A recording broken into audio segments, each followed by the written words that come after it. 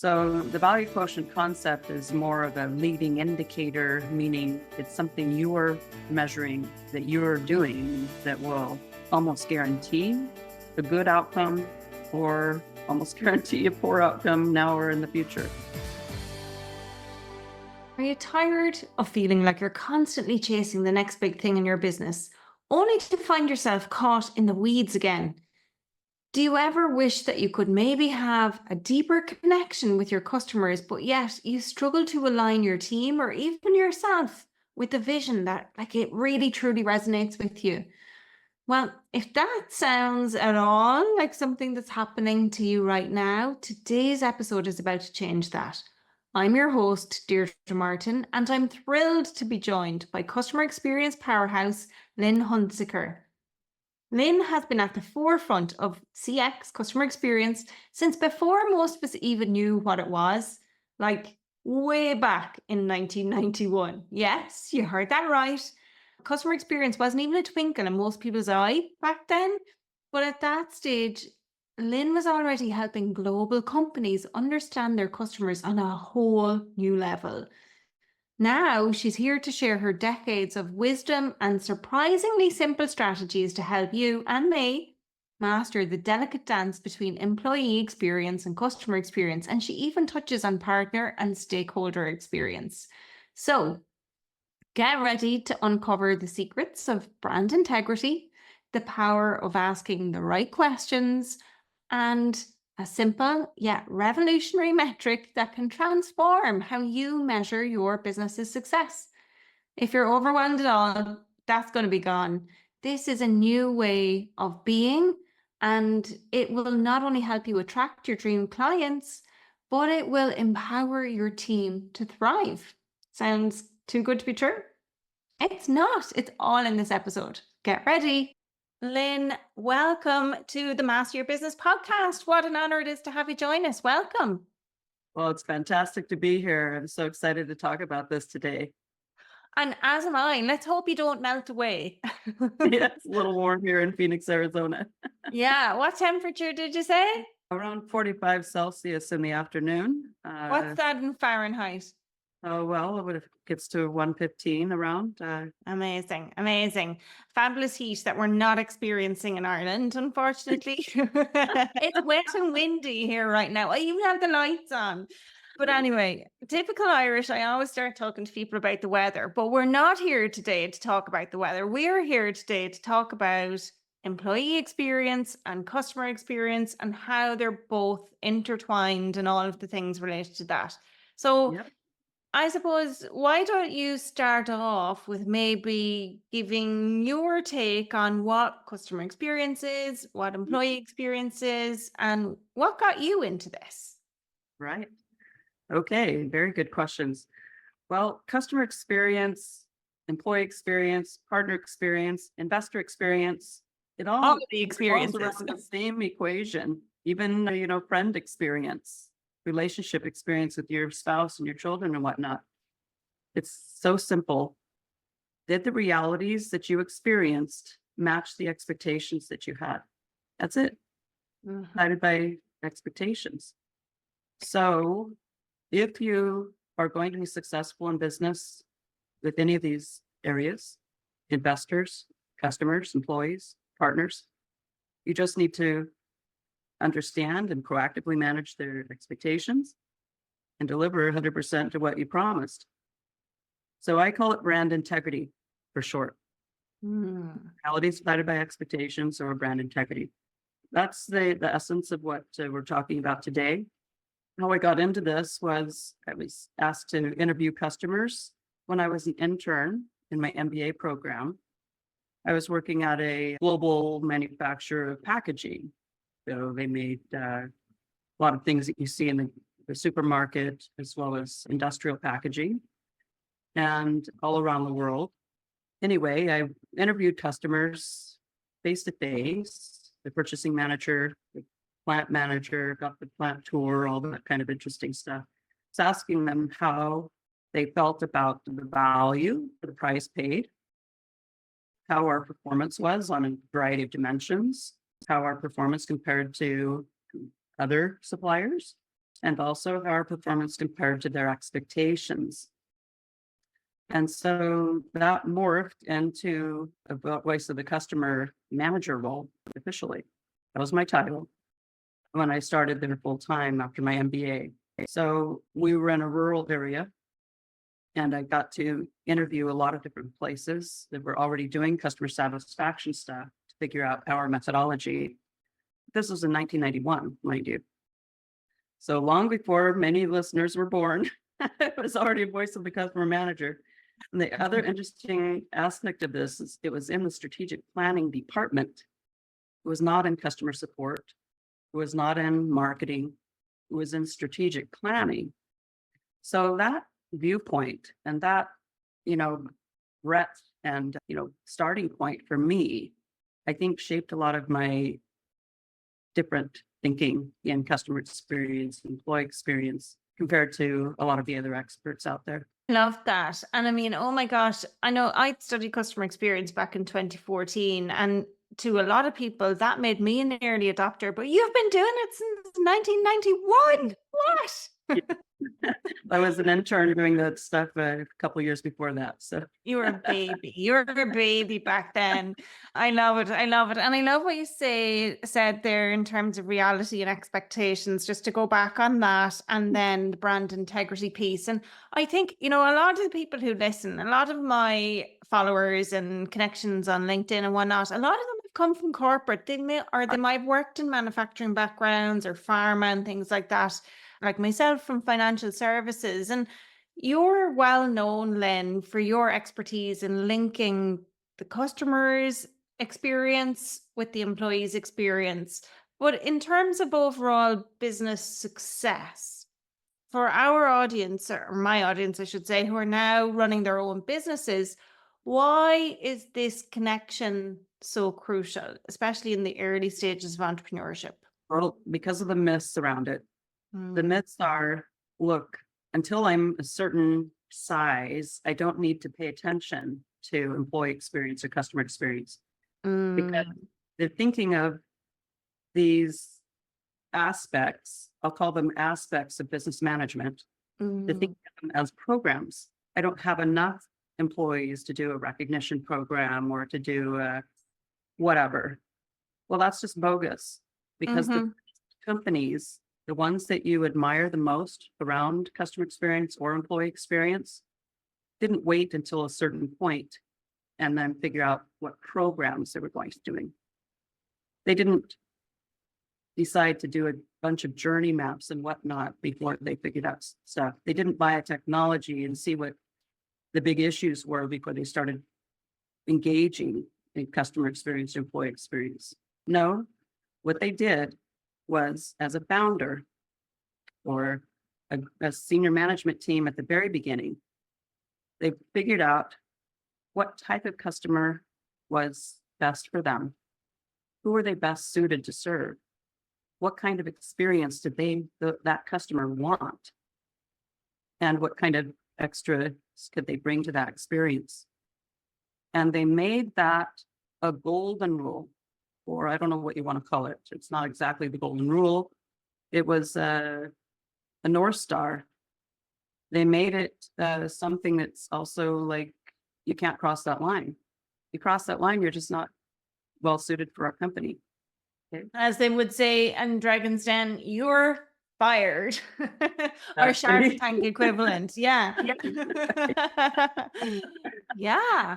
Yeah, why should we have customers that aren't suited to us? Why should we have employees that aren't suited to us? Why should we have management decisions that aren't suited? And this is really the whole crux of the matter with customer experience. You end up thinking of it as customer support and all kinds of technologies to figure out how to get customers to do stuff, how to, solve this that happened, blah, blah, blah. And it's just putting bad money after good. You want to be a smart entrepreneur, solopreneur, whatever you want to call. You want to be thinking about what's the right fit for you, which I think is what you already talked about, Deirdre. What's the right fit for you? How do you proactively manage expectations? And then how do you deliver 100% of those expectations? And so you want the customers that fit that. You want the employees that fit that. You want your whole lifestyle and business process and policies to fit that. Yeah, and I think when they do, and I mean, especially if that's something that you have on your wall, like a lot of people think your values are the things that go on your wall, but I like your phrase, it's like your North Star. I kind of describe it some way similarly, but I think what you said was to go back to your first point early on with what it is, it's to do with brand integrity. And I think if they have the values on the wall, this is a way that people, not just customers, but employees too, can experience things. And you already touched on this too, Lynn, but I'd love for you to dive into it a little bit more. Like most people starting up are bootstrapping things, right? They don't have the money or the budget or the wherewithal sometimes to know or to understand that, okay, I don't need to be a brand like Coca-Cola or Nike or Netflix to do customer experience and employee experience stuff. I can do it even if I work by myself and I have a VA that does 4 hours a week for me. So when they're bootstrapping and they're doing those things, like you say, they're not big corporate initiatives that maybe they're familiar with from before. What can they do, or how can they adopt those principles? Like, can you give me tangible examples? Oh, sure. So we just need to be consistent, right? You cannot be two-faced, trying to have your customers love you, but then treating your suppliers horribly, or your employees, being a little abrupt, or, whatever. You need to be true through and through. So integrity is really the watchword, I believe. Having that consistency in everything you do, inside and outside. Don't try to be one thing to one and then another to another. Now, I was thinking about this during the pandemic because the CXPA Customer Experience Professionals Association was revamping their criteria for their certification exam. And there was a little more employee experience stuff in there. In fact, employee experience became a big deal in the pandemic. Diversity, equity, and inclusion, and all that kind of thing. So I wanted to figure out how to cover some of those topics in my certification course. And the more I worked with it, the more I thought, you know what? It's not a separate topic. Employee experience is not necessarily a separate topic. Sure, the tactics might be a separate topic to some extent. It's quite similar to, say, business to business or business to consumer. You have tactics that are different. But in fact, what happens at the headquarters, what happens with the president of the company is almost identical between B2B or B2C. What happens in a government organization or a nonprofit organization is almost identical at the headquarters among the departments, the type of meetings you have, the type of topics you have. There's such a commonality that when it comes to who you are facing and the tactics you're using, well, there might be, some specific things you would do in retail that you wouldn't do in an industrial setting. Someone buying concrete from you or whatever. So that really got me thinking about, there is no real difference. There's not like a Venn diagram where you have a small overlap between customer experience and employee experience. And in fact, you don't have a small overlap even with investor experience or the money, because everything you do that bothers your customers ends up costing you rework, scrap, missed opportunities, making up for things. Everything that you do that bothers your employees the same way, your partners, investors the same way, right? So there's really no difference. And in fact, the more that you are having that integrity in how you assign things, how you follow up, how you insist on accountability, how you demonstrate benevolence with, say, a virtual assistant or anyone. Well, it just needs to be the same across how you manage yourself and how you interact with your customers. I love that. And I think, the proof is in the pudding as well. It's when an employee is being onboarded, it should be as seamless as when a customer is being onboarded. And I know when I got headhunted from one bank to another and I moved in 2017, the onboarding process was terrible. And I thought, oh, this isn't a good sign. this really isn't a good sign of what's to come. And when I got in there, oh my God, it was awful. Really, from a customer experience perspective, it was awful. It was really bad. And so one of the first things I did was like, okay, we need to look at customer experience here. We need to figure this stuff out. It was different. I had a whole team of people behind me to help with implementing this sort of stuff. And it definitely worked. But what really helped, or what I found was, and this is different to people, I think, who are listening today, but in that situation for me, there was a huge disconnect between the president and founder of the company versus the people who were actually having conversations with clients. And I think, a lot of the people that are listening today, they're the ones who have been in the weeds with their clients. They're the ones who have a pretty solid understanding of who their ideal clients are and what they want. But at the same time, sometimes they're not aware maybe of mistakes that they're making because they're so close to it. And so from your experience, Lynn, for smaller business owners, the solopreneurs, the people working who maybe have up to 10 people on their team, what mistakes do you see them making and how could they be avoided? Well, I think it always starts with figuring out who is your ideal client, who is your ideal employee. So if you already have some clients who are working well for you or some employees who are working well for you, study that. Ask them, what are their values? Ask them what's most important. What are they aiming for? What are they trying to get done by interacting with your brand? So instead of coming up with your own values and whatnot, and then asking them how well they like that, how well, they understand it, are they going along with that? That's just old-fashioned thinking. We need to investigate what's really ticking for the people that are a good fit for us, customers, employees, like. And then we might need to adapt ourselves. What do we need to change in our processes, our policies, our informing and keeping people informed, showing appreciation. It's the devil's in the details, right? It's those little things. Oh, yeah. But it has to be within the context of what they are driving at.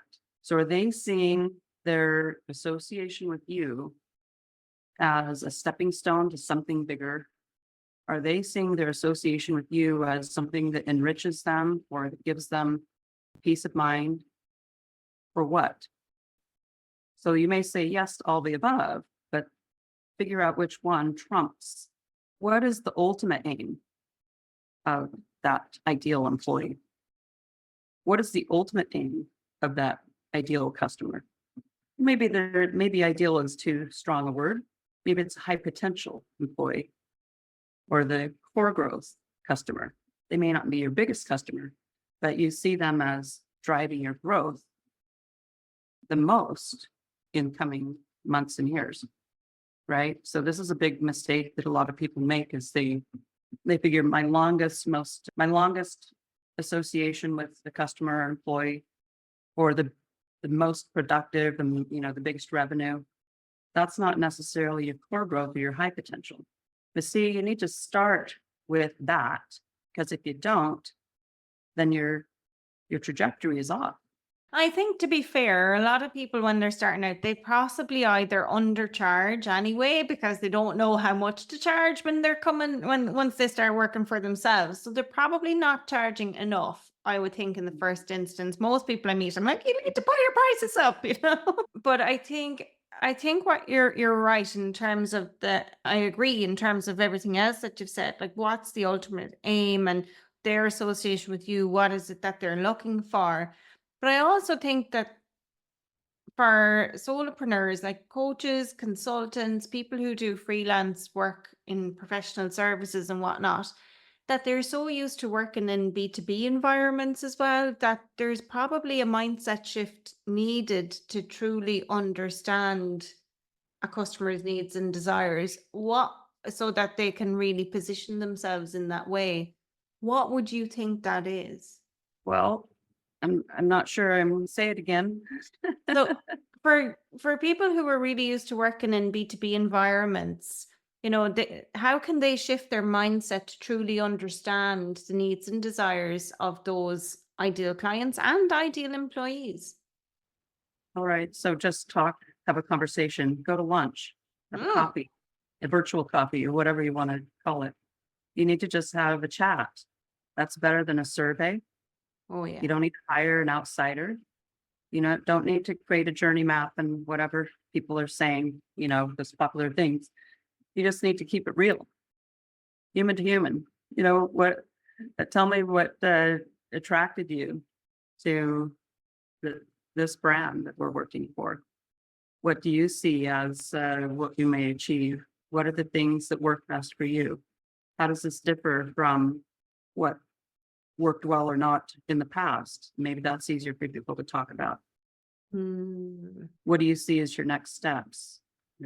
Just ask regular questions like you would. Don't treat it as some kind of formal thing. Regular relationship.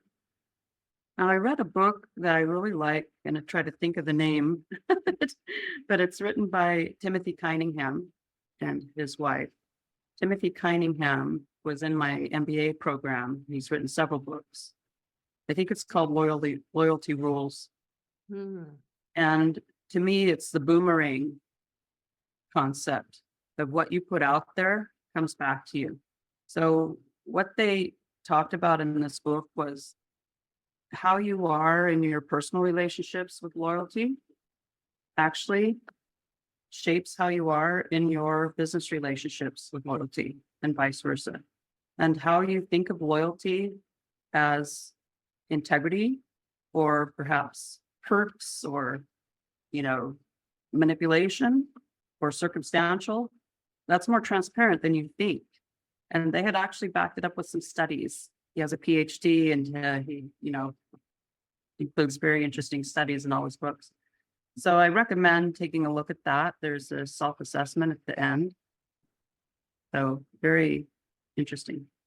So tell me more. Tell me more about that because it sounds really interesting. I'm like, I'm going to go and download that book, but tell me more about it. So explain a little bit more. Tell me. I'm curious. So if you expect other people to be loyal to you, if Mm. you want employees to be loyal, you want them to stick with you. It's a pain to go find a new employee, right? You want your employees to also be singing from the same hymnal. You don't want them to be, doing their own thing or not representing what you would do. They should be a unified representation or, expansion of yourself. So how you try to create that loyalty needs to be genuine, right? That's what's going to resonate the most. Whereas a lot of times we think in employee experience, we need to create perks. Yes. Let's have on-site massages. Here's a certificate to the coffee shop or car wash or whatever, extra health insurance or I don't know. That's all nice. People appreciate those types of things, but that's not at the heart of it. The heart of it is genuineness. This is actually proven by study after study, especially during and after the pandemic. What's going on with by quitting? What's really driving or not driving the engaged employees or non-engaged employees? How about customers who stop buying or reduce their buying in consumer or wherever? What are the things behind that? And it all boils down to the same thing: trust, appreciation, consistency. Yeah. I also did some research this year, writing some articles about customer experience equals employee experience equals money, your revenue, and profitability. That 70% employee engagement depends on their direct supervisor. So if you do have a group of 10 and you have delegated, and so there's a couple of tiers of managers or employees, you want to make sure that the people who are managing people actually are very competent in managing people. 70% of employee engagement depends on their skills at helping them feel a sense of purpose, helping them feel like they're development is ongoing and enriching. Being a coach to them, having good follow through on what you promised or what you said or what we covered in the last meeting. These are the continual gripes that people have is what we said, nobody ever did it. And that's the integrity again, right? It's the integrity internally is the same way it is integrity externally. And it's like you said, the reality doesn't meet the expectation. Mhm. Or the expectation is, what's expected, the reality, they're totally off kilter, basically, is what I'm trying to get at. They're saying all these wonderful things, but that's not the reality when you get in there. Yes, that's right. Yeah. So it's always harder said than done. I have my own struggles on all the different areas. I've decided that when I sell to a client and then I have to do things with their procurement team or accounts payable team, it generally is totally at odds with who I am and what I need to be and what I'm trying to do with my client. And so I have tried to create policies and business models to avoid that or to better manage it more proactively. Mm. And that's how I can keep more consistency and integrity in my business. Yeah, and it's hard. I have struggles with it too, Lynn. I'm not gonna lie. It's hard, and it's hard when you're a solopreneur sometimes with the back end stuff behind the scenes to make things land in the right way. And then the longer you've been doing things, like I know there's things that I perceive to be important that need to be updated so that clients or prospects experience something really good from me. But as a solopreneur, even though I have a team of people who support me behind the scenes, prioritizing that to make that better is like, oh, I need to do it. And it can feel really overwhelming. But I suppose to come back to something you mentioned, and we might circle back to this again in a second, you touched on revenue, right? Everybody listening here today is like, how can I make more revenue? Will this make me more money? That's what they want to know. Because at the end of the day, it's not necessarily about the money, it's about what the money gives people, but it comes down to money. So in your experience, as an entrepreneur yourself and with the clients you've worked with, can you maybe enlighten listeners with some surprising ways that customer experience CX and employee experience EX can impact a business's bottom line? Sure. I mean, well, we talked a few minutes ago about an ideal customer. Mm-hmm. So be a stickler for it. Be a stickler for this is who I'm better served and better suited to serve, and try to duplicate that type of customer going forward. Don't take all the, stray people that want to get your stuff. I decided I'm just going to say, look, this is how things work best. And, if you need a different process, then, there's a lot of other providers that you can go to because it's just not working for me with my mental health, Mm-hmm. right? With certain things. So I'm not going to just take any customer that comes my way. I welcome anyone to buy my things that are self-paced and whatnot, but with certain arrangements, I just have to say, look, here's how it works best. Or we need to have a certain, meeting of the minds.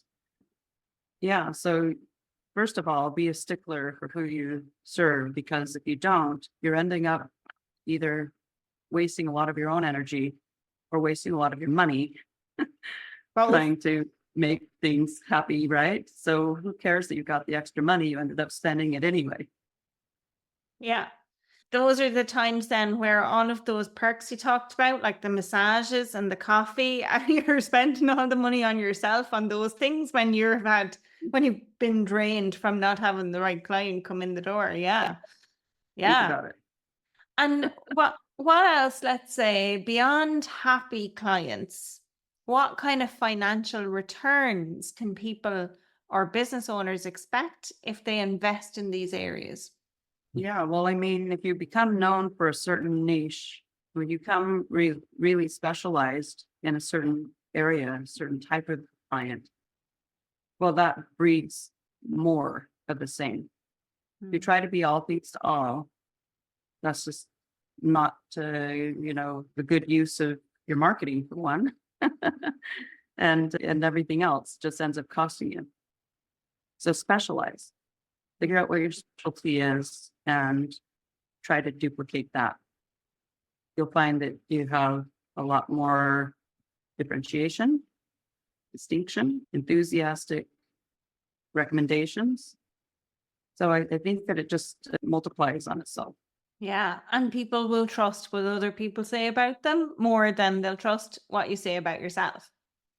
That's right. So if you'll get referrals and recommendations, which basically helps boost the bottom line. Amazing. And it's so true, isn't it? I mean, there's some statistic around that. Like if I refer you to so and so for your website or your graphic design or whatever, you're like, isn't the conversion rate something like 60%? I don't know. Do you know the statistic on that? I've heard that. Yeah. And I Yeah. watched your recent LinkedIn Live about that. Yeah. So it's very powerful to have other people introduce you. And that's really the concept by Net Promoter Score.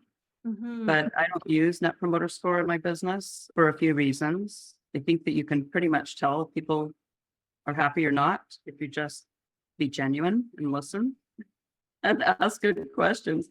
You can learn a lot more than just sending out a one question survey or whatever, but by having a conversation. So that's what I prefer. I think that if you do ask any questions, especially in a survey, you're already setting expectations. So you have to have integrity and act on them. Mhm. So keep that in mind. But it's just all goes back to being consistent and through and through. Be true to yourself and maintain your specialness. And that's how people will be more motivated to give you recommendations. Yeah, I think when everything is clear and easy, things are clearer and easier when you are specialized and know who your ideal client is. Isn't it so true? It's like the more things you do and the more open to interpretation it is, the more difficult it is to demonstrate integrity because you're trying to do all of the things. Yeah, and I completely agree with you as well about the NPS, the Net Promoter Score surveys. They're a waste of time, really. But I am curious what your thoughts are, Lynn, on one type of metric maybe that you would recommend that people do use as a way to measure stuff, but without fancy tools, So I really. call it a value quotient, and it's something you can do just with paper and pencil. Oh, I've got my paper and pencil out. Tell me. On the numerator, it's how many things went well, and on Mhm. the denominator is how many things there were. Oh, you're Right. gonna have to tell me, is the numerator down across the bottom line and the denominator up the way, or is it the Oh, other way right. around? Okay, so I we're talking don't know. about how many interactions or instances of whatever the Mhm. other party values. Okay, so what is the other party value? So the bottom underneath the line is how many instances were there of that thing that they value. So say, for Mhm. example, your employees value that you circle back at the beginning of every meeting to what was promised at the last meeting. Okay, so on the bottom of the line, you're going to have every meeting. How many meetings were there? Okay. At the Mhm. top of the line, you're going to have, did we circle back? Now, if you did a half-baked circle back, can't really count it because it needs to be from their viewpoint. You need to do it to the standards that is the other party's viewpoint. So when you Mhm. keep a tally like that, it's something you can do if you're, say, on the phone, a Mhm. support agent, or somebody who's calling people. How often did I include that behavior in my own on my own part that we knew was a kind of a table stakes or a deal breaker for the other party? So you can use a value quotient idea for anything. Just giving one example, a couple of examples there. So I, let me the ask. value quotient has a lot of yeah. Go ahead. I was just going to ask. Okay, so can you give some more examples of what people might perceive to be value interactions? Yeah, so that's what you get when you have that coffee with somebody. Go to lunch, right? Yeah. You start to understand, what do they value? What kinds of things bother them? So you want to make sure that you're keeping track of not doing those things that bother them Mm-hmm. and doing the things that make them happy. But probably we gloss over what bothers people and figure, well, they'll get over it, or that's just a small thing, but it's not a small thing for the other person eventually. Mm-hmm. Either, in totality or eventually, it's not a small thing for them. Mm-hmm. So a value quotient is a way of having a leading indicator. You might have to cut corners or not do that thing. You may have a small ratio there, but that will tell you then you're probably going to be seeing some dissatisfaction in the other party. Mm-hmm. The So value quotient is something you can use with clients or customers or even yourself. yeah, like that's what I'm thinking. I'm just trying to think of a client and an example. So imagine I having a client who is an accountant or a psychotherapist. I want to use a psychotherapist because it's quite intangible what they deliver, really, right? So I'm going to imagine that they have their package is maybe a 6-session package that they're selling, for example, and that maybe they specialize in people with sleep, helping people with anxiety, and some of the symptoms might be what their problem is before they come. And you tell me if I'm doing this wrong, but I just want to give an example and see if it's right. So they're maybe not sleeping, maybe they're self-medicating in terms of booze or, over the counter drugs, something like that. Maybe they're not exercising. Maybe their relationships are being affected right now. And let me see one more. Maybe they are not socializing very much, for example. So would the value quotient is how it works, that when they start to overcome these things as part of the 6 No, sessions? No. no, Okay. not at all. I'm Yeah. sorry. Okay. So come back and You explain it want, to me some more. yeah, I the value really want to quotient be clear on you're this. doing. The value quotient isn't what your customer is doing or what your employee is doing. The value quotient is what you are doing. Okay. Right.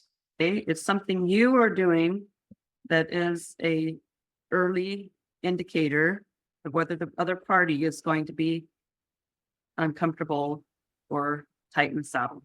Loose in the saddle or tight in the saddle is what we say here in the US West. Yeah. Or And that you makes wanna sense keep to me. I was everybody- horse riding this morning. I know exactly what you're talking about. Yeah. Okay. So let's put that into a similar example then with that psychotherapist. So what might that look like internally in the psychotherapist's So the business? psychotherapist would need to make sure they're asking the questions in a way that keeps the other person straightforward. Mm-hmm. Yeah. That would be the hardest thing as a psychotherapist. How can I make sure that I'm getting straightforward answers instead of BS? Mm-hmm. So how do I shape the context of the other party's experience with me? Whether it's the lighting, the music, the aromatherapy or whatever they have, the way they're asking the questions, they want to make sure they're not doing the things that would Upset derail them. Or yeah. sidetrack or, right? So the value quotient concept is more of a leading indicator, meaning it's something you're measuring that you're doing that will almost guarantee a good outcome or almost guarantee a poor outcome now or in the future. Yes. Okay, I get you. So it's things like, an example could be how easy it is to book an appointment with you. So people want to be able to go online and book an appointment. If they can't go online and book the appointment, well, they're just going to go somewhere else, gone, because you didn't hit that value quotient. Or it could be brand integrity. You said you were going to respond continuously and you were going to do this, but you didn't actually do your deliverables, maybe on time. Yeah. Mhm. So what other ones are the typical triggers that cause people to use your phrase, derail? Right. So responsiveness, informing people, right? When you heard information, did you pass it on? Or did you, forget to pass it on? were you being considerate that maybe they've already had a situation like that in the past, so you're informing them? I mean, it really, the sky's the limit in how you can apply it, because it just depends on what's important to that client, what's important to that employee, what's important to you. So I use it for myself in terms of, well, did I do my walk, or did I do my prayer, my music, whatever it is that I need to do to have my own well-being. And just keeping a tally, it just helps you to remember, because you want that tally to be a 1-to-1 ratio. Remember Yes. about the first thing we said, what is employee experience or customer experience? It's whether their expectations met reality. That's what the value quotient tells you. What was the expectation? That's in the bottom line. The reality is in the top line. You want it to be a 1-to-1 ratio. Integrity. Yeah, I love that. I'm actually going to share a picture of this in the show notes, my notes that I've taken as I've been drawing out this example. And it may not look so pretty, folks, but it's practical and it will help you visualize what we've been talking about. So I've been doing my doodles here. And Lynn, I'll share it with you to make sure it looks right before I post it anywhere. But yeah, I think it's good for people maybe to be able to visualize it. So if you're thinking, what?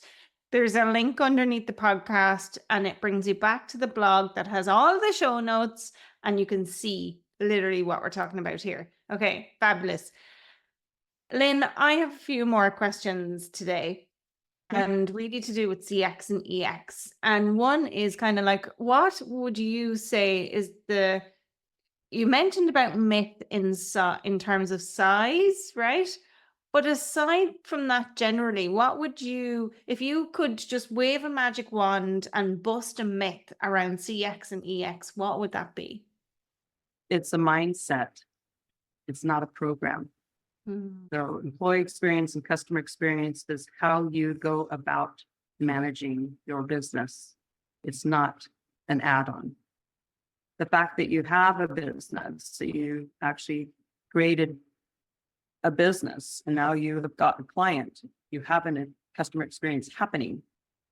You are an employee of your own business. You're creating your own experience as you're an employee. If you're a solopreneur, a freelancer, once you bring in some other people, virtually or otherwise, they're having an employee experience. It's not something separate. It just is. Yeah, it's a way of being, isn't it? It really is a way of being. It's your I love mindset. that. How you communicate, how you Mhm. make decisions. What is your criteria for things? How do you follow up? What are the consequences? Good and bad. Yeah, And is it all around? it is. It is. I love that. Okay. That's pretty profound, Lynn. It is Took me pretty a lot of profound. years to come to that, but Yeah. that's what happens when you've been thinking about this for this long. Yeah, yeah. I hear you. It's hitting me. It's hitting the right chords with me. And I practice this stuff. I preach this stuff too, but it's lovely to hear it from other people in different ways. And it again, every time, when I suppose for me when I went and studied customer experience, I was kind of not made to is the wrong phrase, but I was doing a program and it was one of the pillars within the program that I was studying. And I was like, oh, that'll be a doddle. I've been serving customers for 15 years in this current job, and I worked with customers for about 8 years in previous jobs before that. So I've got over 20 years experience face to face with customers. There's nothing that can come up in this that will, I had such an arrogant, egotistical mindset when it came to this stuff, thinking I had so much experience. And in hindsight, that's so embarrassing because it's like customer experience is not about customer service at all. It is a way of being. It just is. It's everywhere and all around us in so many different ways. So yeah, it's nuts Well, in a good way. that was the problem at the beginning. It's not a separate pillar. Mhm. It's how you measure things. Mhm. It's how you decide, it's a group's way of thinking and doing. It's a Mhm. culture, right? It's how you use insights from your employees and your customers to make improvements or to design something. Whenever you're venturing out with any of these things without consulting customer insights or employee insights, including if you're a solopreneur, what are your own insights about yourself, right? So whenever you're creating a process or a policy or a product or a service, a business model or an interaction of any type, you need to be consulting the insights from customers, employees to shape that. And frankly, we don't. In business or small business or relationships, we very commonly, at least in Western cultures, these things. Oh, here's how somebody else did it, or here's how we've always done it, or here's the industry standard, or here's my great idea. And we just go, what they call that, ready, fire, aim. No, wait, what is it? Something like that. It makes no sense because we're disrespecting the context of who it's for. And that's what's really at the crux of all of the things that we don't like about a business or an organization or what a relationship, whatever you don't like. What it was at the crux of it was siloization. When there is deep respect for the people insights, customer insights, employee insights, and that is the context for your creation of communication, an interaction, a reaction, a proactive thing, a process, a service, makes all the difference because you have to have that consistency. If you don't have the consistency, you're going to pay for it one way or another, or in a lot of ways. Yes. And that's very profound too. I'm like, okay, I'm like just absorbing everything you're saying there. I love that. And in terms of getting that consistency and helping people get on and stay on track with this mindset, what is your favorite tool or resource that even a small business that's bootstrapped could afford? So as a technology, I don't really have a recommendation, but as the technique, I just call it it's stakeholder analysis. So essentially, it's like in the old days when you would balance your checkbook, you have the plus side, the minus side. Or if you know anything about accounting, you have debits and credits, right? So what are the debits and the credits? So-and-so, in terms of embracing what you've set out to do. So we're talking about keeping things going once you have other people involved. How do you keep them on track with this integrity? So I use this idea of the debits and credits in terms of what's in it for them, what's not in it for them. Standing in their shoes, how are they looking at what their risks are? They might lose power or credibility or control or predictability or whatever. Those are in the debit column. On the other side, I have, we're going to increase your bonus by this, or we're going to, have these pluses. Everyone knows that, and that's what you're normally talking about, but we're usually skimming over the debits. The debits are the most important thing that you can pay attention to as a leader. And anyone can be using this simple technique, just like the value quotient, anyone for anything. You can use it with clients, you can use it with your employees, you can use it for partners, you can use it in your personal life. And what I learned is you have to address the debits before the credits can have full value. All your credits are going to be diluted if people are seeing the pebbles, these debits as pebbles in their shoes. You just can't walk with pebbles in your shoes. You'll limp. Why people are limping in your interactions with them? Because you're not paying enough attention to getting those pebbles reduced or eliminated.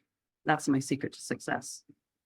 I love it. Stakeholder analysis and debits and credits totally resonates with me. Ex-bank manager, like, definitely seen enough of my fair shares of debits, credits in my own business account too. Let's be real. But yeah, it makes so much sense. It's like, what are the debits and what are the credits? And then again, that's kind of like trying to find expectation versus reality, but in slightly different. It's more behavioral, I think, possibly. Is it? It's not always material credits either, materialistic credits either.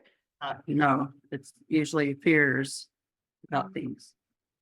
And I so know. I found that if I can work through others or work through something that's existing to address that fear, that's a good way.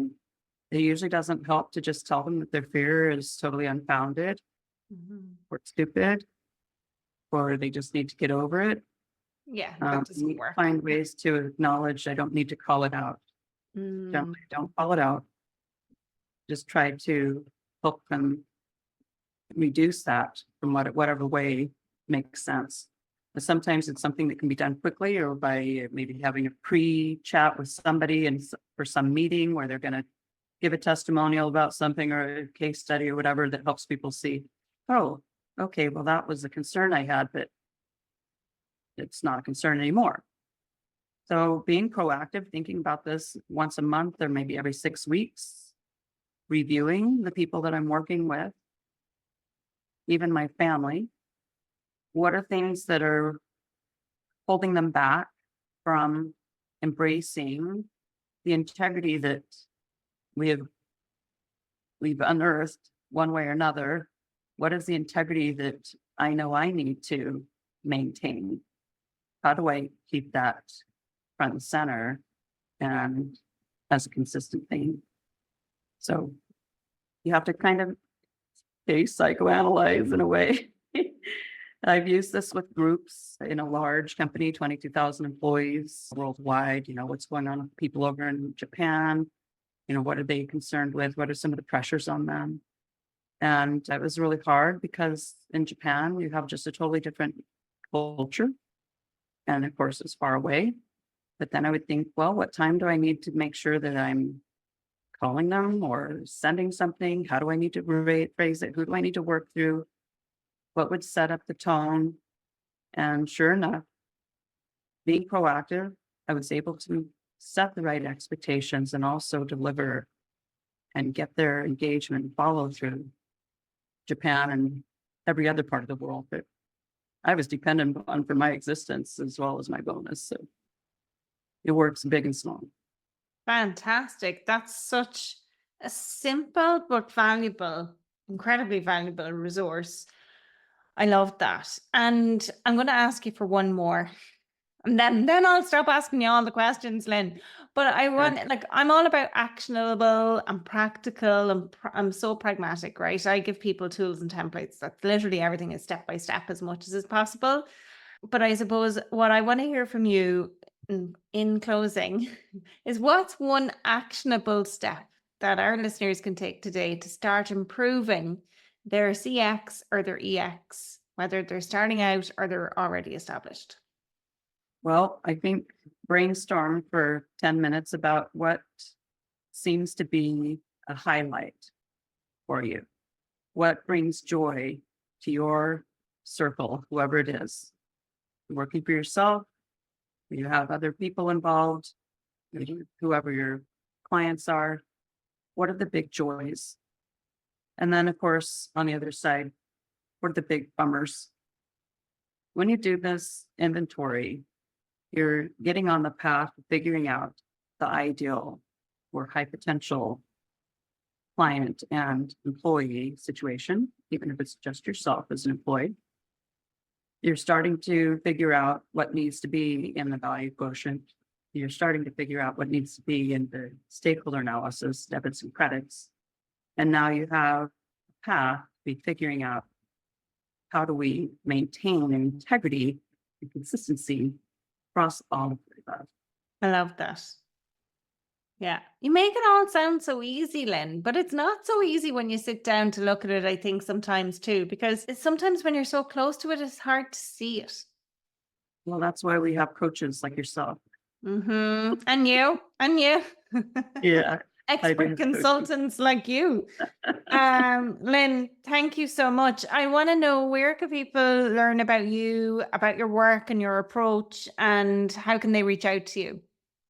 Well, of course, my website is clearaction.com. It's just the two words, seeing clearly and taking action. So clearaction.com. I have a blog there. I have FAQs about employee experience and customer experience and partner experience, and even marketing operations. And most of my content anywhere is going to be along the lines that you've heard.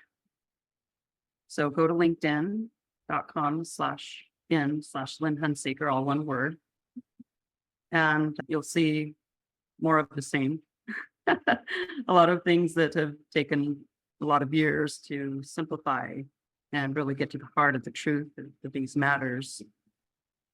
And welcome any conversations that people want to have.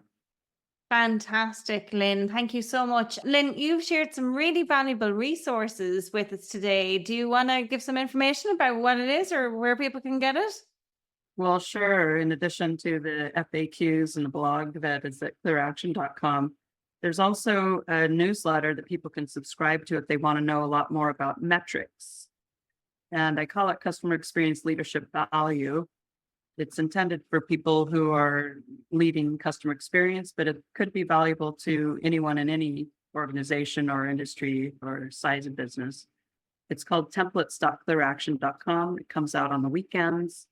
It's about rethinking how we measure progress, how we measure value, and how we communicate it.